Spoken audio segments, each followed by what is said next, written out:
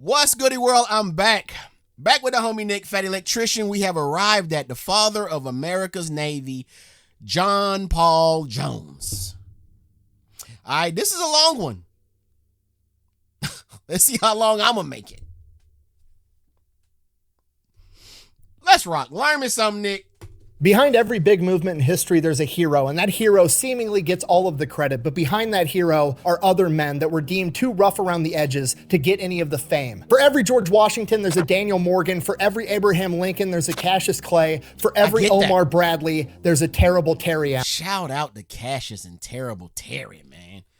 Man, if you're new to the channel, I have reacted to both of their videos. Please go watch them. If you don't want to watch the reaction, just go watch Nick's video. It's so much information, so much to learn. Let me tell you something, boy. That Cassius, I think, if I'm not mistaken, Nick named his son after Cassius. Go watch that. Unbelievable. Unbelievable. For every Abraham Lincoln, there's a Cassius Clay. For every Omar Bradley, there's a terrible Terry Allen. And for the United States Navy, there's this man. Today we're talking about John Paul Jones, the father of the United States Navy. Ladies and gentlemen, it's pretty well understood that America won the Revolutionary War by utilizing guerrilla warfare tactics. What's less understood is that while American Revolutionary War heroes like Daniel Morgan, Andrew Pickens, and Francis Marion were conducting guerrilla warfare in the United States, John Paul Jones was utilizing guerrilla warfare tactics on the water and taking that fight all the way to the British, becoming the first man to attack Great Britain on their own turf in over 100 years. He was the first man to raise an American flag on the first ever U.S. Navy commissioned warship, the USS Alfred. He was there and he participated when the United States Marine Corps made its first amphibious landing in history. He was the first American to ever capture a British warship, and to the best of my knowledge, he was the last American Revolutionary War hero to be brought back home and laid to rest. And we're going to get to it right after a word from our sponsor. Delete me. Where did you get a Galil?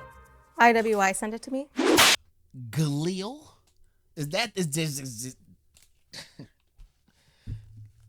What does that mean? Either it's named after the person who designed it,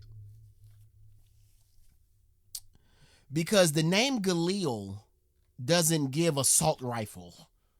I don't even know if that's what that is. I just know any gun that's long with a clip on it, I just call it an assault rifle. I don't know if it's a machine gun. It got lights on it. It got a green light and a red light on it. I do know that. That's her microphone. I'm thinking it's a part of the damn gun. Back home and laid to rest. And we're going to get to it right after a word from our sponsor. Delete me. Where did you get a Galil? IWI sent it to me. You look like you're going to go play the world's most aggressive game of Little House on the Prairie. Maybe I am. Wait, can I come with?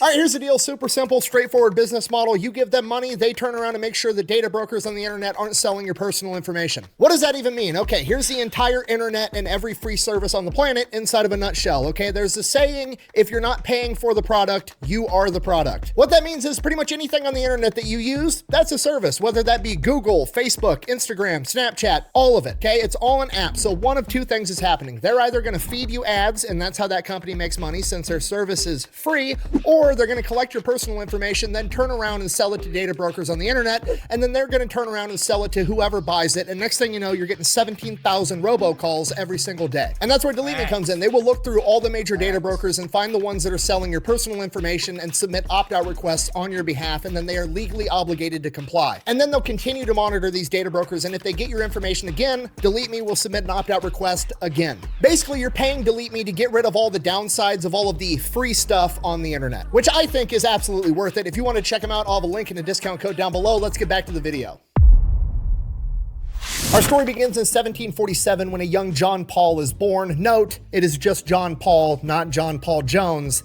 yet. He was born in Kirkby in Scotland on the prestigious Abergland estate, where his father was the head gardener. And this is also where he grew up because they lived on the estate because his father was the head gardener, and this gave him a different childhood than many other people. It's this weird dichotomy that John Paul and his family are lower servant class people, but because they live on the estate, they're surrounded by the wealthy aristocrats all day, every day, 24/7. So John Paul is well educated from a young age. He can read, he can write, he's articulate, he knows how to walk, talk, act, dress the part of an aristocrat, but no matter what, at the end of the day, he's just the gardener's son. You want I should treat him like white folks?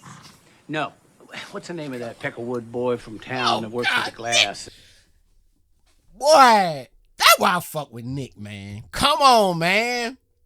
Nick, get it? We get it. We get it. Folks? The racial banter is, I love it. No. What's the name of that Peckerwood boy from town that works with the glass? Oh, you mean Jerry? That's the boy's name, Jerry. You just treat him like you would Jerry. John sees and feels this treatment his entire childhood, and it doesn't take long for him to catch on that he's never not gonna be the gardener's son. So he has to come up with a way to change his stars, so to speak. And the easiest way to go about that is for him to pursue a career in the Navy and become a captain of a ship. And captains back then, referred to as masters, are almost always part of the aristocratic, wealthy society. So that's what he wants to do. He becomes an apprentice on a merchant marine vessel at the age of 13 years old. For the next 4 years, between the ages of 13 and 17, he apprentices on a ship called the Friendship, learning anything and everything he can about how to be a good sailor. Then after 4 years, the Friendship ends up getting sold, and 17-year-old John Paul is out of a job and unemployed. So he takes the first job that he can get, which unfortunately is working on a slave ship in the transatlantic slave trade. He does that for several years, and he hates it the entire time. He finds the slave trade to be absolutely disgusting, later in his own writings describing it as an abominable trade. Which, while obviously true, it's also worth mentioning that these were pretty progressive views to have in the 1700s, especially for a simple gardener's son. Regardless, John Paul had those opinions, and for that reason, he quits. And when he quit at port in Jamaica. He was halfway through a two-way trip, and he just quit there. He couldn't do it anymore. So now he's basically stranded in Jamaica, so he hangs around the ports looking for a new job that isn't in the slave trade. He ends up meeting Samuel McAdams, the captain of the brig John, who offers— Damn, to be 18, 17, 18, actively trying to avoid slavery is actively trying to avoid being a participant in slavery. Yo, what the fuck? This was people's reality? You don't even think about shit like that when you think about slavery. That doesn't even come to your mind that there's people during that time that were actively trying not to participate in it. And we ain't talking about black people. They were like, I ain't feeling that shit, dog. I don't want no parts of that. Let me just go work on some iron. And I gotta make sure the iron ain't for the slave ships. That's fine. Respect. Job that isn't in the slave trade. He ends up meeting Samuel McAdams, the captain of the brig John, who offers him a ride back to Britain if he's willing to work on the trip, to which he immediately agrees. So they set sail, they start making their way back to Britain, and then along the way, Captain McAdams ends up getting yellow fever and dies, which is, horrible, but also, at the end of the day, as far as the crew's concerned, not that big of a deal. We have a first mate, there's a chain of command for a reason. The first mate takes over. A couple weeks later, the first mate gets yellow fever and he dies too. Now, that sucks also. However, there's probably a third guy in the chain of command that's now going to take over.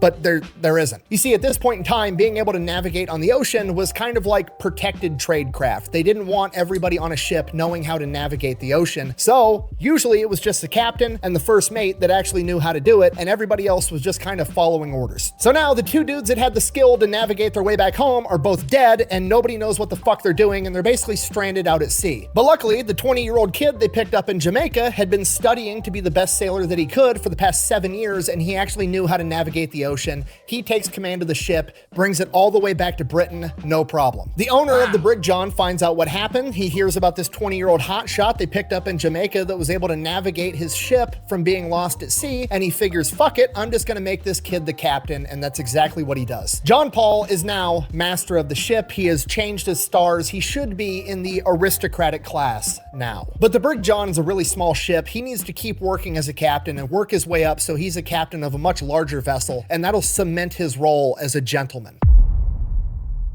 So that's what he does. For the next 3 years, he just continues being the captain of the Brig John, making voyages across the Atlantic and back. And it's kind of a struggle the entire time because a lot of the men under his command are older, more experienced sailors, and they don't think they should have to be taking orders from some 20 to 23-year-old kid that was the son of a gardener. Despite that difficulty, it never really becomes a huge issue until 17... Wait, I'm lost. What? Ego. Why would they feel that way if they don't even know how to get the ship on and off the water? Like if you can't drive the boat, why would you feel a way about a kid who knows how to do that? He's the reason y'all are going to get to and from where y'all are going. I don't get it, but okay. I get it, but I don't. That was the son of a gardener. Despite that difficulty, it never really becomes a huge issue until 1770 when one of his crew members by the name of Mungo Maxwell decided that he's from a wealthy Scottish family and there's no way in hell he's taking orders from the son of a gardener that's younger than him. He tries to get some of the crew to join with him to stir up a mutiny. They're going to throw John Paul overboard. He's going to take over the ship. John Paul finds out about this. He orders him to be flogged with 12 lashes from the cat of nine tails, which seems extreme, but at this point in time, it was completely standard practice. Mungo Maxwell learned his lesson. He just... All right, you can't just breeze by that. Talk to me, y'all. Hit with 12 lashes from the cat with 9 tails. That's what he said, right? This. He orders him to be flogged with 12 lashes. Flogged. He orders him to be flogged with 12 lashes. From the cat of nine tails. From the cat of 9 tails. What the his naive does that mean?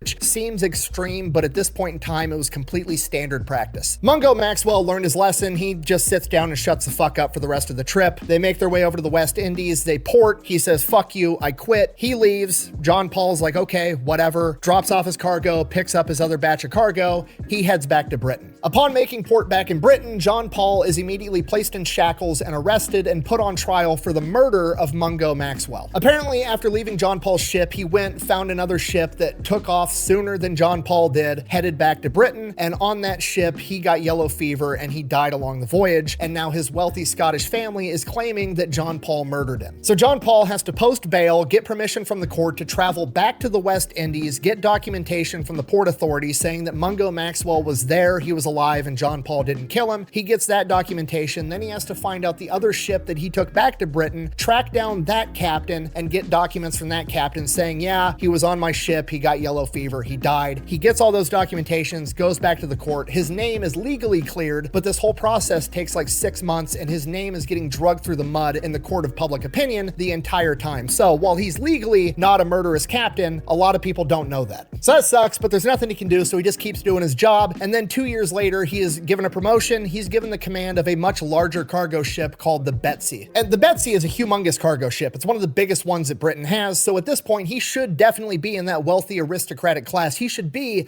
a gentleman, and he starts going to the dinner parties, with the powdered wigs and all the bullshit, and he's allowed to be there, but at the end of the day, he can still feel that everybody's looking down on him because no matter what he does, he's still the son of a gardener. And at this point, he's starting to think to himself in the back of his head, like, okay, I'm going to keep doing this. I'm going to make a bunch of money, and then I'm going to move over to the United States. I'm going to ask y'all a real question. Okay. These bloodlines and these families that view people based on what their past family has done, that mindset, do you guys really ever think that those bloodlines get rid of that mindset? Because what generation does it? Which generation this has been getting knocked into their head their whole life, like, we're a little better than everybody. We're a little better than everybody. Who wakes up and says, okay, I'm going to change my entire family's outlook on other humans and other people? I don't think it goes away. They try to hide it because of course, they start to realize, like, damn, everybody notices that we're doing this. It was cool back then, but now it's not cool. Let's just disguise it a little. I still think that's what's going on. You couldn't tell me that the people that were looking down on him, their family members in 2025 don't think like that. Because it's just been passed down. It takes a lot of balls to change the way your family carries itself and the way they view the world, because you're taught that. And then you have to convince other family members to think like you and be like, man, our family had it wrong. This whole, I don't know, man. Y'all just let me know if y'all think that actual train of thought in a family's bloodline can be erased. Y'all let me know, man, because I don't think it can. You know, it may have happened a couple of times, but if you put 100 families in the room that all think like that, maybe 7 families were able to change the way, maybe. That's just how I feel. Let me know if I'm tripping. I'm going to keep doing this. I'm going to make a bunch of money, and then I'm going to move over to the United States. I'm going to live in Virginia with my brother, who's been living there for years as a tailor, and I'm just going to retire in the United States, in the new world, where there's a new opportunity. There's not hundreds of years of, I'm from this family or that family. Everything's new. That's going to be my new start. But before he can do that, he's got to earn enough money so that he can show up to the United States as a rich man. So he keeps working. And then in 1773, shit hits the fan. On one of his voyages, his ship gets damaged in a storm and he has to make an unplanned port in Ireland, stop, have the ship repaired. Then once the ship is repaired, he gets sick for like 3 weeks. And while that's going on, a lot of the cargo ends up getting spoiled. So by the time he makes it to the port that he was originally supposed to be at, he doesn't have all the cargo to sell. He sells what cargo's still good, makes enough money to pick up his next load of cargo, and he heads back to the UK. The problem is he now doesn't have enough money to pay all the sailors under his command while they're at sea, which wouldn't seem like a big deal. It's not like you can fucking do anything with the money while you're out in the middle of the ocean, but apparently some people got really upset about it. One of his sailors got drunk and decided to attack him with a club, and when he came at John with the club, John drew his sword and stabbed the man straight through the chest, killing him almost immediately. Now, that's a clear-cut case of self-defense. However, John realizes that a lot of his men are pissed off they haven't been paid. A lot of men are friends with that guy. He's dead. He's worried that his crew isn't going to stick up for him, and on top of that, he still has the reputation as a murderous captain, even though that was complete bullshit. Time to go. So John, fearing he's not going to get a fair trial, flees to America and starts living in Virginia with his brother, the tailor. Now, this is late 1770. Oh, shit. John said, abort mission, bro. We out. I'm headed to the States. Oh, that's crazy. Flees to America and starts living in Virginia with his brother, the tailor. Now, this is late 1773. He's now stuck in Virginia. He's basically lost his career as a ship captain. He adopts the last name Jones, becomes John Paul Jones, attempting to not be found. He doesn't really know what to do with himself. Presumably, he's depressed. He just kind of hangs out at his brother's house all day. He's reading, doing philosophy, poetry, just trying to take his mind off the fact that his entire life plan has just been completely derailed. Then in 1775, the American Revolution kicks off, and holy shit, this is his chance. He can go serve in the United States Navy and make something of himself. So he immediately heads off to Philadelphia and volunteers to join the United States Navy, which at this point doesn't even exist yet. And at this point, not a lot of experienced men were going to volunteer to join the United States Navy because the Continental Congress was issuing letters of marque or marquee. A letter of marque was basically a permission slip from the Continental Congress, the government of the United States, to go out and be a pirate. If you were some random dude and you had a boat with guns on it and you wanted to take that boat and go rob the British, you were absolutely welcome to do so. Bring your loot back to America and you could keep it. Which meant that pretty much all the experienced sailors in America were given those two options. You could join the United States Navy, be treated like a peon and get a small amount of money for your service, or you could go be a state-sanctioned pirate and maybe win the lottery. Who knows? Most people are taking that second option, but not John Paul Jones. So John Paul Jones gets commissioned as a lieutenant right out of the gate, and he is serving under Captain Essex Hopkins, the man that's in charge of the entire United States Navy at this point, aboard the USS Alfred, the United States Navy's first ever commissioned warship. And while serving there, John Paul Jones is the first man to ever raise the Grand Union flag aboard the USS Alfred. If you don't know, the Grand Union flag is essentially, in my opinion, the first American flag. It still has the British flag in the upper left-hand corner, where today we have 50 stars, but it has the stripes for the 13 colonies. And the message was clear. This was 1775. America hadn't declared its independence yet, but there was a rebellion going on. So the meaning behind that flag was, hey, we're united, we're armed, we're ready to fight, but we're still willing to reconcile if you agree to start treating us appropriately. And that's why they left the British flag in the upper corner. That didn't last for very long.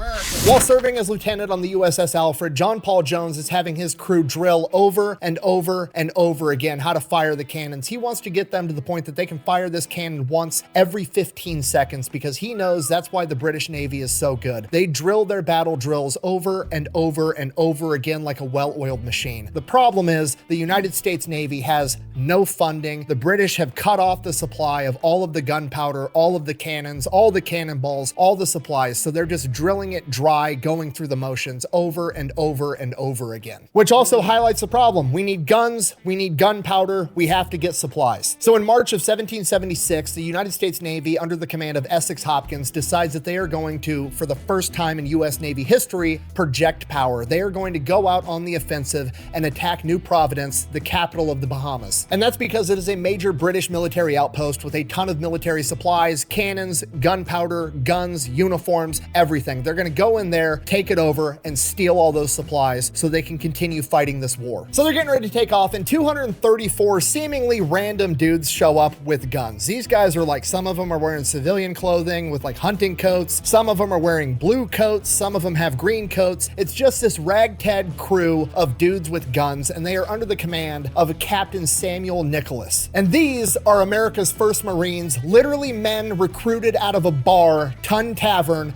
a few months prior, and they're... You see what I'm saying? Now follow me on this, y'all. Nick just said that these are the first batch of Marines. Bunch of brute men with guns who get drunk at the bar and fight. He ain't say all that, but I'm ad-libbing. I'm adding some juice to it. Now, remember what I was saying, how I don't believe families can change the trajectory of how somebody can change the trajectory of how their family views the world and people beneath them or above, however. It's just like what he just described immediately makes you think of a grunt. It makes you think of a Marine grunt. It's like, you're telling me back then it was the same thing and now we're in 2025 and they're still the same? Again, cleaned up a little. Uniforms, you know what I mean? Good jargon, good military jargon. Still a grunt. Still a ragtag team with guns leaving the bar. You can't change it, man. You can't change it. And of Captain Samuel Nicholas. And these are America's first Marines, literally men recruited out of a bar, Tun Tavern, a few months prior, and they're coming too. The Marine Corps just got founded. They don't even have official uniforms yet, but they're already showing up to fight. I have come here to chew bubblegum and kick ass. Just like So they make their way down to the Bahamas, and once they get to the port where the actual military base is, it becomes very obvious that the British know that they're there, they know why they're coming, and they're ready to defend it. Commander Hopkins is about to just sail directly into the port, into all the gunfire, and just slug it out. At which point, John Paul Jones goes, or, hear me out, we've got 234 Marines in the back of the ships. Why don't we just sail around, not go through all the gunfire, land on an unoccupied beach, let the Marines get out and go take everything over? Essex Hopkins agrees, and that's exactly what happens. 234 Marines and 50 sailors make their amphibious landing on the beach. They then immediately they capture the city of Nassau and the British Fort Montague, all in one fell swoop. They captured 88 cannons, 15 mortars, 68 barrels of gunpowder, a bunch of guns, a bunch of other military supplies, and they took the British governor Montfort Brown as their prisoner. And Montfort Brown would later complain that the Marines and the Navy men drank all of his booze out of the governor's palace, officially cementing the American military tradition of win, get hammered, repeat. From here, they make their way back to America. John Paul Jones is promoted to captain, and he is given control of the USS Providence, a 12-gun sloop. The only problem is the British Navy has put up a blockade, essentially trying to force the American ships to stay inside the harbor. That way, we can't interrupt their supply lines. John Paul Jones doesn't really give a fuck. He waits for one night when it's dark, it's foggy, slips through the blockade, and then just starts fucking shit up with what amounts to guerrilla warfare tactics on the water. John Paul Jones and the crew of the Providence proceed to go out and start capturing British merchant vessels left and right. They have multiple run-ins with British warships that try to stop him, but they're never able to quite pull it off. The HMS Solo Bay gets clever and they try to raise the Grand Union flag, signaling to John Paul Jones that they're actually an ally, at which point John Paul's not buying it, but he pretends like he does. So he lowers his sails, basically sending the signal like, go ahead and approach and we'll have a conversation. And as the ship gets close, they veer off and they're actually trying to set up a full broadside run. But at the perfect moment, he raises the sails and speeds away. And now they're headed the opposite direction and they're not going to be able to get turned back around in time to catch him. Thank you, Commodore, for getting us ready to make way. On another occasion, the HMS Millstone chases him for 8 hours straight, shooting cannons at him the entire time, and they miss every single one of them. And on the 8th hour, right as it becomes apparent they're not going to be able to catch him and he is going to get away, he orders one of his Marines to fire a single musket shot to compliment the captain of the HMS Milestone on his beautiful marksmanship. They then proceed to go and capture even more British merchant vessels. They capture 16 in total. Then John Paul Jones realizes that the British military is eating an awful lot of fish for food, and all that fish is coming from a bunch of fishing villages in Nova Scotia, and he's about to put an end to that shit. So the USS Providence rolls up, sinks the first ship, sinks the second ship. The third ship is looking pretty awesome, so they decide they're gonna go ahead, board it. They get on board. They don't like it, so they light it on fire, get back on the USS Providence, and then destroy 12 more ships. Then they commandeer 5 of them and sail them back to America. Look at me, sure. I'm the captain now. At this point, Congress is like, holy shit, John Paul Jones is putting in fucking work. So they give him the USS Alfred. That's going to be his flagship. Now he's got his own little fleet because he's still going to maintain control of the USS Providence, and he's also picking up the USS Hampden. He immediately takes a small fleet back up to Nova Scotia, captures 5 more ships, burns another one down, raids the entire coastline, and burns down an entire warehouse full of whale oil. Okay, that's great for the war effort, but now John Paul Jones has a huge problem on his hands because the American Navy's having a big issue with recruiting because everybody's opting to go where all the money is, and that's in privateering under a letter of marque. So he was shorthanded when he left America, and now the privateering under a letter of marque. Again, jargon that you guys may know, military people may know. I don't know what that means.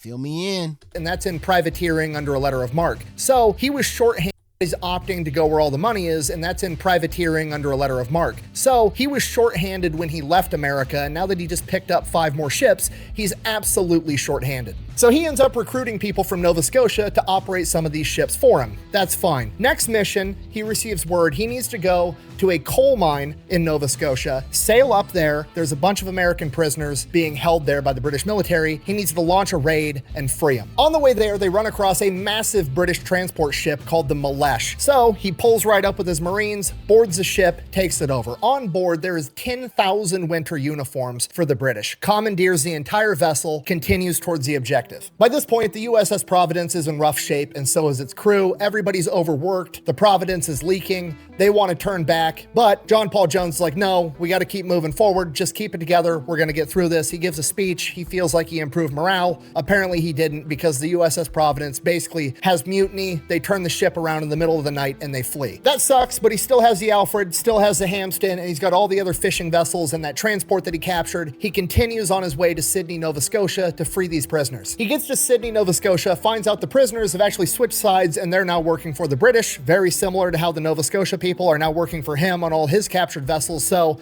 it's just part of the game. The problem now is that his little fleet has been caught up to and is being chased. Okay, I'm gonna go for that. I can go for that. I can go for early. We talk about this, the first batch of Marines ever. So I can go for them not knowing exactly how we gonna play this game and people just switching sides. I can go for that. I can go for Nick saying, look, some of us jumped to them, some of them jumped to us. That's your life. I can go for that.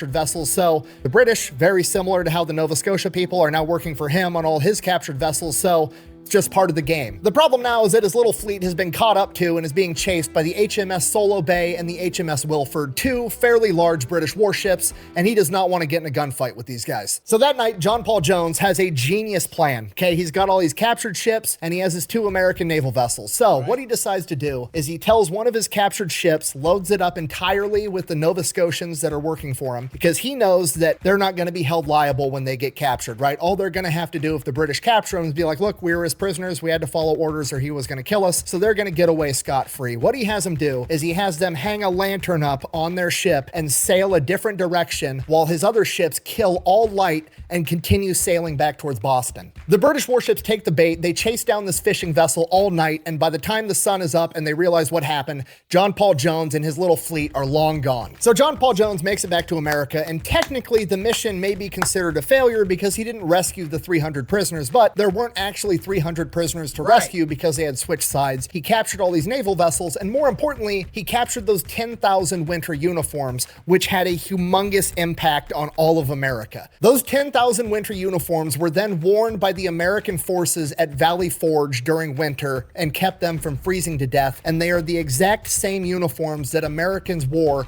when they crossed the Delaware River on Christmas. Now at this point, John Paul Jones is kicking ass, right? He's doing more for the war effort on the naval front than literally anyone else in the entire US Navy, and in his mind, he's thinking, they're gonna make me the first admiral in American history. This is gonna be fucking awesome. He gets back to Boston, he finds out not only is he not gonna be made an admiral, he's actually getting demoted. Apparently in John Paul Jones' absence, aka while he was out winning a war, the government decided that they should have a comprehensive list of their naval officers and how important they are and base rank off of that. And for some reason, John Paul Jones is ranked 18th. And every single man ranked higher than him on this list is ranked that high because they're either friends with somebody or they're somebody's kid. Basically, it's the same bullshit the British were doing with their aristocracy. They're rewarding connections and not ability and merit and getting the fucking job done. So John Paul Jones is absolutely...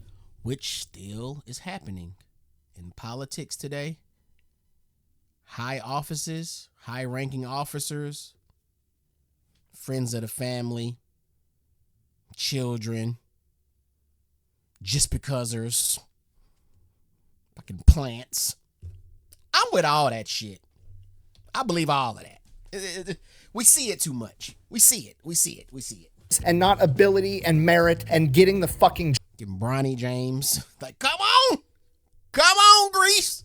aristocracy. They're rewarding connections and not ability and merit and getting the fucking job done. So John Paul Jones is absolutely pissed. They take away his fleet, they take away the USS Alfred, and they give him a smaller sloop called the USS Ranger and give him orders to sail to France, where he is going to meet up with Benjamin Franklin, where he is supposedly going to pick up a new frigate, an actual warship with a ton of guns. So there's a little bit of a silver lining. He makes his way over to France. Okay. So he sails across the Atlantic, he's about to France, and then one of his spotters sees 17 sails off in the distance, and he's thinking, surely, this is a British supply convoy, we're gonna fuck all them up, then we'll go to France. And the crew is actually pumped about this, because by this point in the war, the United States government had decided that whenever a US Navy ship captures a British ship, the crew would get a portion of the money that they captured, and this was gonna help them with naval recruiting, so not everybody wanted to go be a privateer and do a bunch of pirate shit. So the crew's pumped, they're ecstatic, they're chasing down this supply convoy, they're all gonna make a bunch of money, it's gonna be awesome. They get up on this supply convoy and they have the oh shit moment, because yeah, it's a big British supply convoy, but it's being escorted by the HMS Invincible, a massive British warship with 74 fucking cannons on it. We're all gonna die together out here. You're a good group of boys to die with, I'll tell you that much. Now they're kind of screwed because they approach the convoy from the rear, so if they peel off and turn around, the HMS Invincible is probably gonna see them and they're gonna chase them down and they're absolutely gonna sink them. So John Paul Jones, master of fuckery, immediately pulls down anything that would signify that they're Americans and just pulls in with the rest of the convoy and pretends to be a British merchant ship all day long until nightfall, and then under the cover of dark, he turns the ship around and goes straight to France. They make a clean getaway. Nobody knew they were even there. So the USS Ranger and John Paul Jones make it into France on December 2nd, 1977, and pretty much as soon as they get there, not only is this the beginning of the Marines, this is the origin story of scammers. Apparently. Huh? How did... For real, y'all, just think about this. Think about this. Just think about you. Let's just think about right now in 2025. Let's just make it more realistic. Let's just make it right now so that we all can understand. You got a bunch of ops. You got a whole country, a whole town over that hates your guts. Hates your guts. You're on a road trip. You got to pass through the town to get to where you need to go the time you need to get there. Just so happen you land in that town at night. You know your ass can't drive at 3 a.m. But you know they got a bar that's bunking right next to the hotel you need to stay at. You got all your team stickers and all kinds, your license plate. You got all of that on your car. You take all of that off. You drive to that hotel that's swarmed with the ops cars, and they right there. They right there. And you pull in, you done stripped your car of all your team logos, and you in that room. You probably couldn't get no sleep. Actually, you probably just imagine that. Imagine the anxiety you have being surrounded by your enemy who wants to kill you, not beat you up. They really don't even want to capture you. They want to kill you, bruh. You imagine that? You imagine being the Sons of Anarchy? You imagine being Jackson just pulling up to the ops goddamn bar and you just got to put on a different jacket and take off your leather jacket that got your crew name on it, and you just got to sit there till the light come up, to the sunrise, so you can get on. But that got to be terrifying. That has to be terrifying. Has to be.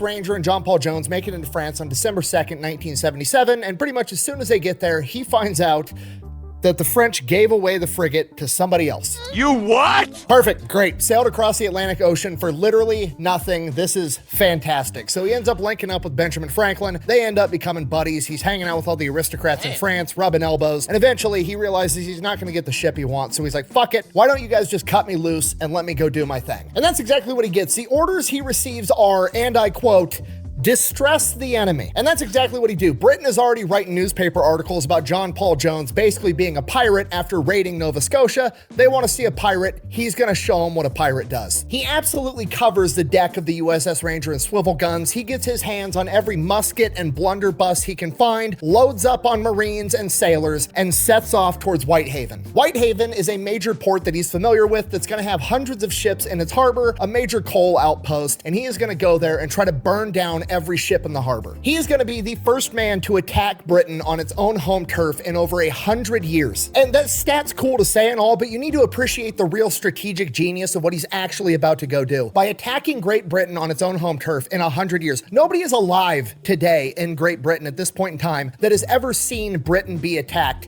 ever. So if he can pull this off, it's going to be absolutely huge. It's going to freak out the British population, and it's going to send the message to the British like, hey, you guys are busy projecting your power all the way across the Atlantic Ocean. You're taking your massive navy and you're sending them over to America to mess with us. And if you do that, we're going to send people to mess with you. And that's going to force the British Navy to pull back a significant amount of their ships just to patrol their own borders. Okay, if you're not picking up what I'm putting down, let me put this into like modern context. Imagine if during the global war on terror, ISIS or Al-Qaeda somehow got their hands on a battleship and invaded Miami, okay? It'd be fucking freaky. So the USS Ranger sets off towards Whitehaven. As they're leaving the harbor in France, they fire their cannons, saluting one of the French naval vessels as they pass by, and that French naval vessel returns the salute, okay? This is a humongous deal. It's the first time it ever happened in US naval history. Firing the cannons back in salute meant that you recognize this nation as its own sovereign entity and you recognize their authority, and this was the first time in American history that it ever happened.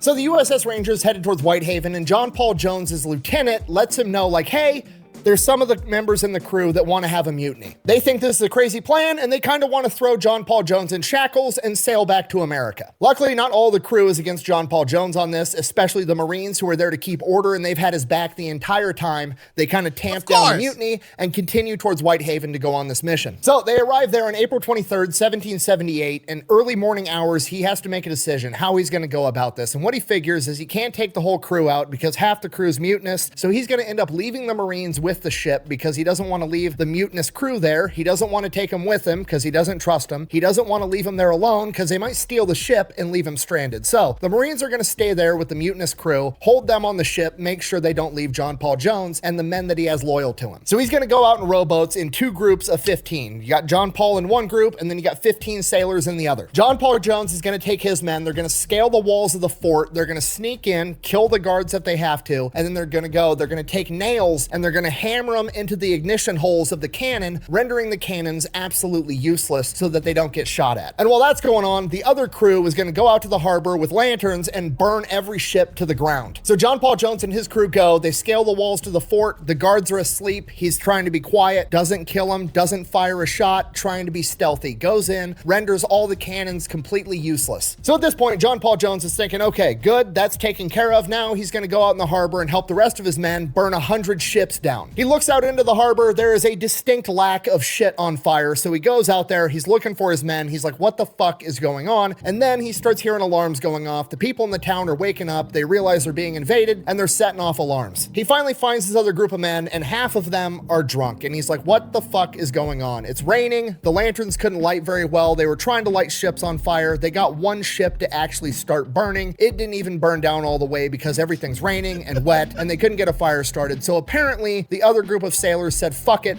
we're gonna go break into a bar and drink all their booze. And that is what alerted the people in the town, and they're now setting off the alarms. So John Paul Jones is like, fuck it. Nick, I know you lying, bruh. Nick, I know you are lying to me. There's no way. But again, wait, again. Okay. You're not lying to me, Nick. Again, if I'm hearing this correctly, this is the origin story of all of this shit. So they just didn't know. I get it. They just like, bruh, this is crazy. Man, let's go get drunk. It makes sense. If this is the initiation of the Navy, it makes sense. Okay, maybe you're not lying to me, Nick. This go round. All their booze. And that is what alerted the people in the town, and they're now setting off the alarms. So John Paul Jones is like, fuck it, now we have to leave. So they go, they board the USS Ranger, and they take off. So they make their clean getaway. At this point, John Paul Jones is like, all right, not exactly what I have in mind, but we're doing pirate shit. What should we do next? We're in Whitehaven. That's really close to St. Mary's Isle. St. Mary's Isle is where the Earl of Selkirk lives. We're going to be able to make it there in a couple hours. So we're going to go there. We're going to kidnap the Earl of Selkirk, and then we're going to trade him for a bunch of American prisoners. And that's going to send a message that we're actually targeting British nobility now. So they get in, they break into the Earl's estate. He's not home, but Lady Selkirk is. Is this like the beginning of Spies too? Like what? Like all of this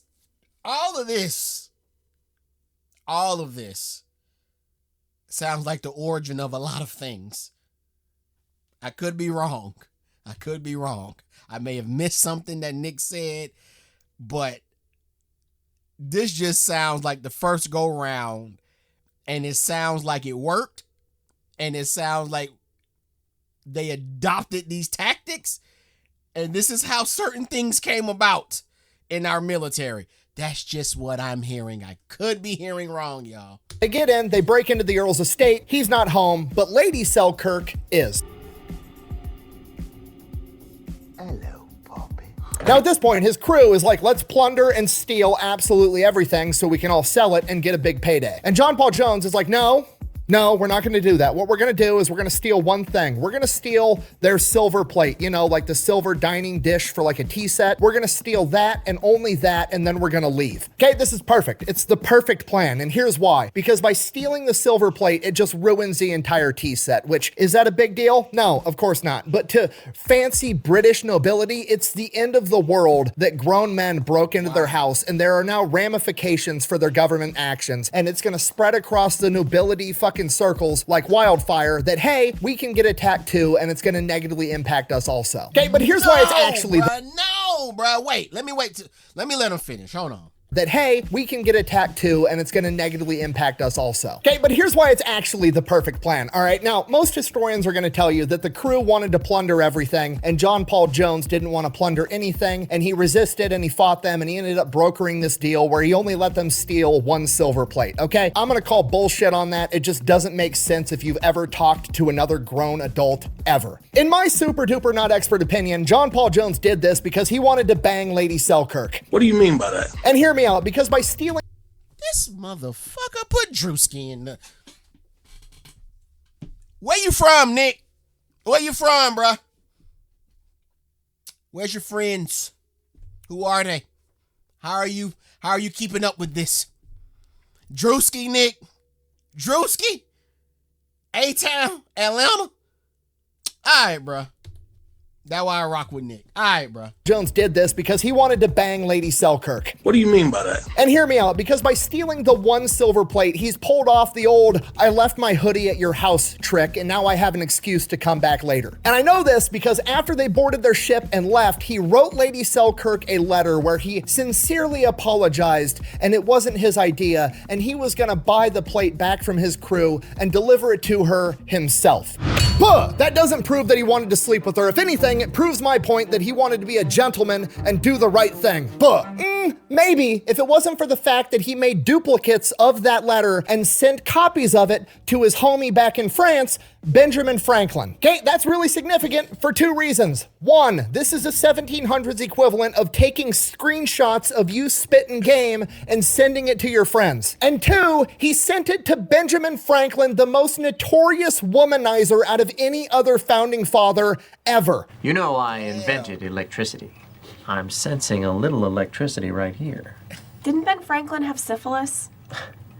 Yes, but I don't. Okay, this is probably shocking to a lot of you, okay? Because you think of Ben Franklin and you think of the pictures of the old guy with the balding mullet that's kind of chubby, and you're like, oh, he invented a lot of shit and he's a founding father. Yeah, that's all true, but this dude's entire life, he was slinging dick like it was a going out of business sale. Benjamin Franklin literally invented the odometer, okay? They didn't have cars back then. What the fuck you tracking mileage for? He didn't do it so he could figure out how many miles he had left on his Prius. He did it so he could keep track of how many miles of pipe he laid. Okay, there is hundreds upon hundreds, if not thousands of letters of correspondence between Benjamin Franklin and women of nobility where he is doing nothing but spitting straight game the entire time. Okay, in 1745, Benjamin Franklin published a paper called Advice on Young Men in Their Choice of Mistress. Not wife, not female companion, mistress. Okay, I'm not going to read the entire thing for you. You can take the time and read it on your own. You should. It's absolutely hilarious. But to summarize it, it's essentially a PowerPoint of why you should be sleeping with cougars for fun. My favorite line from it is, and I quote, "The sin is less. The debauchering of a virgin may ruin her and make her life unhappy." Okay,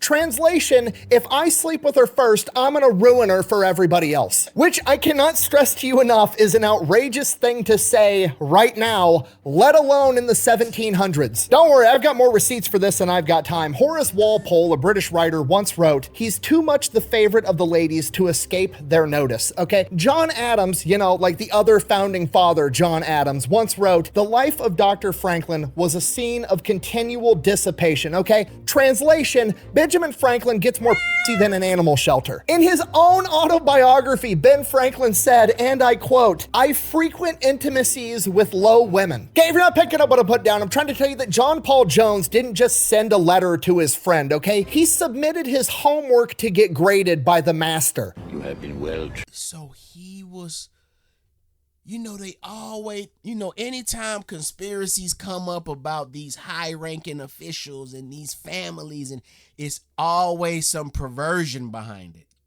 It's always some type of sex cult activities going on. My boy Ben, we talking about Ben now. We talking about Big Ben now. Honcho, come on, big honchos. My boy was out here just splashing, raw dogging.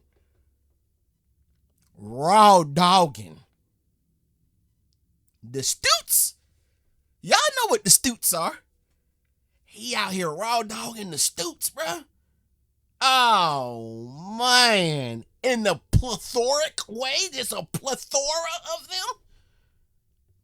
Nah, man. Cut it out, man. These folks wasn't like that. They were like that. Folks wasn't like that, hitting that stank coonch like that. Raw?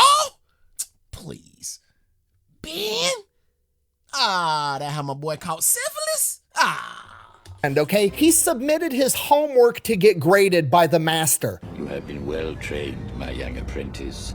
They will be no match for you. Okay, do you see now? Do you see why it's the perfect plan? He steals one singular silver plate. Now, that's going to spread throughout the aristocratic society. All the women are going to be freaked out that this pirate's going to show up and ruin their tea set. And then he's going to come back, restore the plate, bang Lady Selkirk. Then all the aristocratic men are going to be furious because John Paul Jones, the pirate, is showing up, stealing tea sets, and banging their wives. It's the ultimate form of psychological warfare. So the USS Ranger set sail, they leave the Selkirk estate, and at this point, it's literally only been a day. All of the events that we just covered, Whitehaven and the Selkirk estate, was just April 23rd. It is now April 24th, and John Paul Jones could probably head back to France and be a hero because he's just conducted a major psychological warfare operation. But you know what'd be even funnier? Since there's probably now a bunch of British military vessels in the area, it'd be pretty cool if he strategically transferred one to his possession. He's gonna go steal a British warship and be the first man to ever do it. So he starts making his way back towards Whitehaven, looking for British military vessels. He comes across some fishing ships, gets up close, talks with the people on the fishing ships, and is like, hey, have you seen any British warships around? They give him intel. They haven't seen any over towards Whitehaven, but right across the channel, about 70 miles away, there is a British warship over near Belfast. Perfect. John Paul Jones disguises the USS Ranger as a merchant vessel and then puts on a British uniform. He then proceeds to sail really close to the HMS Drake, pretending to be a British merchant vessel in distress, so the HMS Drake goes out to investigate. The HMS Drake sends over a boarding party to see what's wrong. He politely greets them, lets them get up on the deck, at which point he says, and I quote, "You're my prisoner, sir.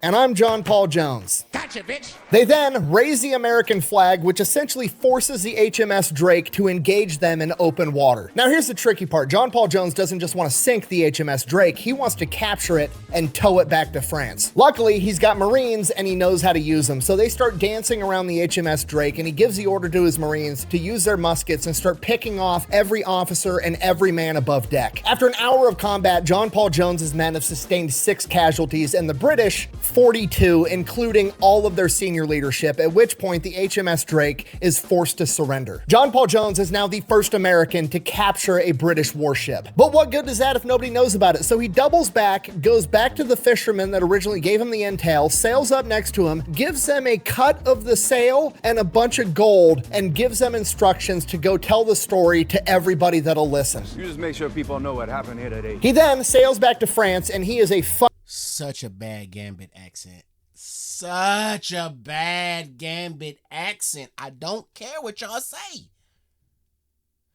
Sorry, I just had to say that. Buddy that'll listen. You just make sure people know what happened here today. He then sails back to France and he is a fucking hero and it is a massive party. He ends up getting gifted a French officer's sword and hanging out with a bunch of French women with his buddy, Benjamin Franklin. The American and British newspapers are talking about how he's the first American to capture a British warship. He launched a raid on Whitehaven. He's the first man to attack Great Britain in over 100 years and he invaded the Selkirk estate and only took a single plate, proving that he was a gentleman, sending the message that he could have done a lot more if he wanted. All of this sound like spies. Is this not what did he just not pull a spy maneuver on these folks? Talk to me, y'all. Let me know. Except he's telling you who he is. That's the only difference.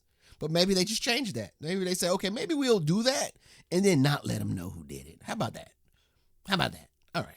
plate, proving that he was a gentleman, sending the message that he could have done a lot more if he wanted to. In contrast, the British newspapers are freaking out, calling him a barbaric pirate that has the audacity to attack nobility. After the parties and the celebration dies down, the political bullshit sets in. John Paul Jones is like, okay, I've proved myself, give me a better ship and then give me some more ships to support me. Let me take an entire fleet out and go do this. I'll wreak havoc everywhere. But for some reason, the government just isn't doing anything. They won't give him a fleet. They keep offering him like bullshit tiny ship after bullshit tiny ship. He's writing letters of protest to everybody that'll listen. And in one of these letters, he writes one of the most famous quotes in US naval history. I wish to have no connection with any ship that does not sail fast, for I intend to go in harm's way. Translation, I want to haul ass and beat ass. Give me a fucking ship.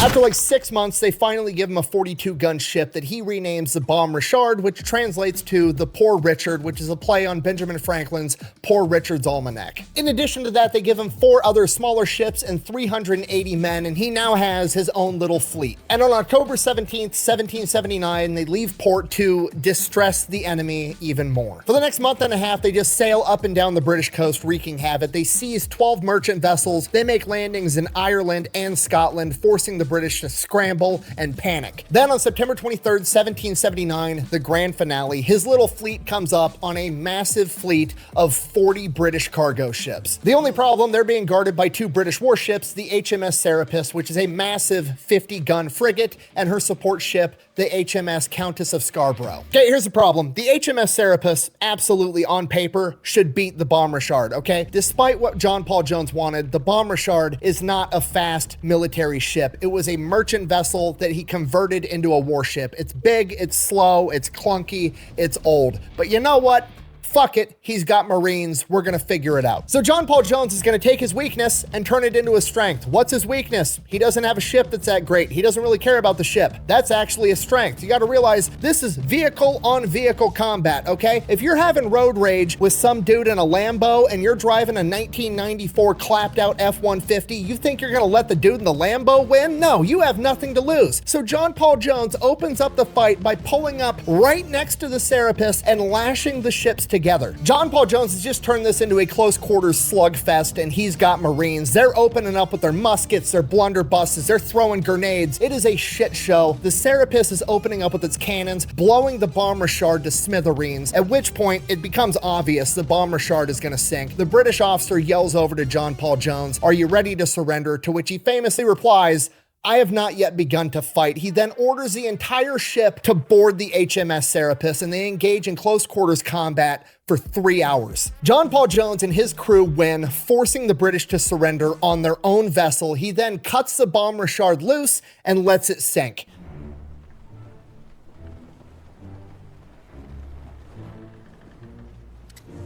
And while all that was going on, the other British support ship was being engaged by the other ships in his fleet, and they surrendered too. They then spend the next 10 days evading the British Navy and get their ships into a Dutch harbor. Now, there's a huge problem. When the Bomb Richard went down, it took the American flag with it, and he's not about to fly the British flag on the ship that he just took from the British. So essentially, he has no flag on either of these ships. Okay, to us, this doesn't seem like a big deal. Back then, humongous fucking deal, because if any warship sails into a harbor not flying a recognized flag, they're immediately considered a pirate. And the British have already been saying that John Paul Jones is a pirate, and harboring a pirate is illegal, and it would justify the British going to war with the Dutch if they're harboring a fugitive, which is exactly what John Paul Jones looks like right now. So this is a diplomatic emergency, and the Dutch are in a tough spot. They don't want to go to war with America or England, and those are pretty much the only 2 possibilities if they weigh in, so they just kind of stall as long as they can. While that's going on, the Americans are scrambling to have a new American flag made, and they just kind of have to go off like a loose description. There's like 13 stripes, red, white, and blue, and there's like a field of stars in blue. And what the seamstress or flag maker comes up with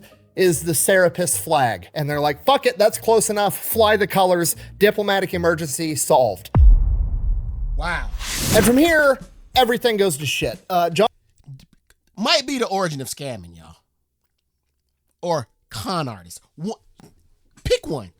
Catch Me If You Can. Leonardo DiCaprio. You know, Tom Hanks. You know what I'm talking about. And he doing it with Ben Frank as his partner? Ben Frank having orgies, y'all. Little chubby dude, balding, going galactical in the room. Space juice everywhere. My boy out here conning folks. He's conning whole militaries, whole countries with botched flags. Come on, man. This too hard. This too tough. Solved. And from here, everything goes to shit. John Paul Jones is ordered to turn over the Serapis to the French because technically they're the ones that gave him the Bomb Richard and financed the entire endeavor. So that's their ship now. And he is then sent back to America. Once he gets back to America, he is given a golden medal by Congress, which is the equivalent to a Medal of Honor back in this point in time, similar to the one that Daniel Morgan was given because the Medal of Honor didn't exist yet. He is then pretty much stuck behind a desk on administrative duty because the United States Continental Congress doesn't think that they actually need to have a strong naval presence once the war is over, and the war is winding down and it's looking like America's gonna win. John Paul Jones continues to advocate and is very adamant that America should have a massive, strong, powerful navy, but nobody wants to listen to him. The American Revolutionary War comes to an end and the Continental Navy is essentially disbanded because America has no interest in having a navy other than defending its own shores, and now John Paul Jones has nothing to do. Then in 1787, Catherine the Great of Russia comes knocking because she's fighting the Russo-Turkish War and she needs experienced sailors to go help her win this war, and John Paul Jones gets the offer and he takes it. With the permission of Congress, he goes over, he fights for Russia, fucks up the Ottoman Empire, and politics strikes again. They don't want some foreigner getting all the credit for these massive successful naval engagements, so they end up giving the credit to some other dude that's politically connected. Fuck me, right? On top of that, guess which other country Catherine the Great is recruiting naval officers from? The British. Guess who hates John Paul Jones? The British. Because of that, they then frame him and claim that he assaulted a 12-year-old girl, which did not happen. Almost every historian agrees on that. But the scandal was so big and so large that Catherine the Great determined that it just wasn't the political impact of taking Jones's side, so she cuts him loose. John Paul Jones then retires to Paris, France in 1790 because he knows the most people there and he had the most fun there with Benjamin Franklin. He's writing back to the United States, offering his services, offering to help them found a United States Navy and build up the Navy that America should have, and nobody wants to listen. And then 2 years later in 1792, John Paul Jones would pass away from kidney disease and is buried in what amounts to an unmarked grave in obscurity in France, where he remained for over a century. It wasn't until 1899 that America's French diplomat, another war hero that had earned the Medal of Honor, Horace Porter, spent 6 years trying to track down his remains, and he finally did it in 1905. Then, under Teddy Roosevelt, his remains were exhumed and transported back to America, with an inscription that reads, John Paul Jones, 1747 to 1792, U.S. Navy, 1775 to 1783. He gave our Navy its earliest traditions of heroism and victory. And that is the story of John Paul Jones, the father of America's Navy. He is credited with capturing or sinking at least 46 enemy ships, killing over 3,000 enemy combatants, and taking over 2,000 prisoners. He was the first man to raise the American flag over the United States Navy's first warship. He was there when the Marine Corps made their first amphibious landing. He is the first man to invade Great Britain in over 100 years, and he is the first American to capture a British warship. And yeah, he actually got that silver plate back to Lady Selkirk. I like to think he got lucky. She later described him as noble. So in conclusion, that's John Paul Jones, and it's a name you should remember. Thanks for watching. Best way to support the channel is go buy some merch over at thefatelectrician.com. Quack bang, out. Just when I think I hate politicians enough, they prove me wrong.